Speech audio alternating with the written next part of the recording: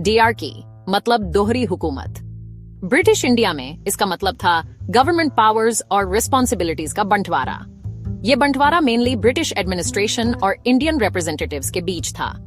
इसका मकसद था इंडियंस को सेल्फ गवर्नेंस सिखाना, लेकिन साथ ही ट्रांजिशन पीरियड में ब्रिटिश कंट्रोल बनाए रखना। डायरकी एग्जिस्टिंग सेंट्रलाइज्ड सिस्टम से अलग था।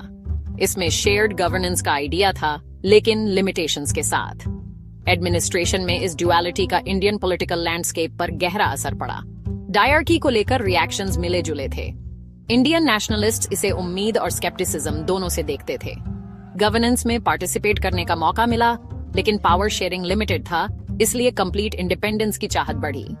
डायरकी को समझना जरूरी है इंडिया के इंडिपेंडेंस स्ट्रगल की कॉम्प्लेक्सिटीज को समझने के लिए।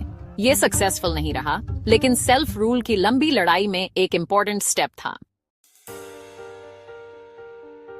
इंडिया में डायरकी का कॉन्सेप्ट अर्ली 20th सेंचुरी में आया। Lionel Curtis, round table group के मेंबर और इंडिया के लिए डोमिनियन स्टेटस के सपोर्टर, ने इसमें इम्पोर्टेंट रोल प्ले किया। कर्टिस ने अपनी बुक डायरकी में इंडिया में सेल्फ गवर्नेंस के ग्रेजुअल ट्रांजिशन की बात की।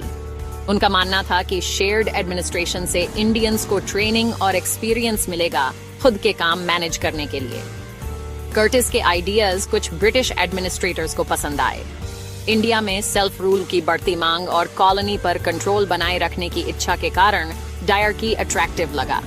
लेकिन डायरकी को लागू करना थ्योरी से ज्यादा कॉम्प्लेक्स था। ब्रिटिश कंट्रोल की चाहत और इंडियन इंडिपेंडेंस की एस्पिरेशंस के बीच टेंशन ने इसे डाउनफॉल की तरफ धकेल दिया। डायरकी को अक्सर गवर्नमेंट ऑफ इंडिया एक्ट 1919 से जोड़ा जाता है, लेकिन ड्यूअल गवर्नेंस का एक पुराना एग्जाम्पल 1765 में बैटल ऑफ बुक्सर के बाद बंगाल में देखने को मिलता है। जीत के बाद ईस्ट इंडिया कंपनी को बंगाल, बिहार और ओडिशा के दीवानी राइट्स मिल गए।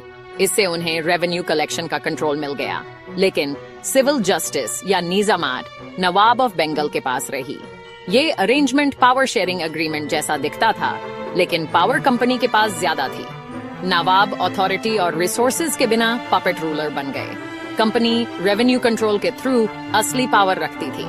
1765 का बंगाल डायरकी दिखाता है कि कैसे ड्यूअल गवर्नेंस का इस्तेमाल कॉलोनियल इंटरेस्ट्स के लिए किया जा सकता है। ये सिस्टम के पिटफॉल्स दिखाता है, खासकर जब एक पार्टी के पास ज्यादा पावर हो।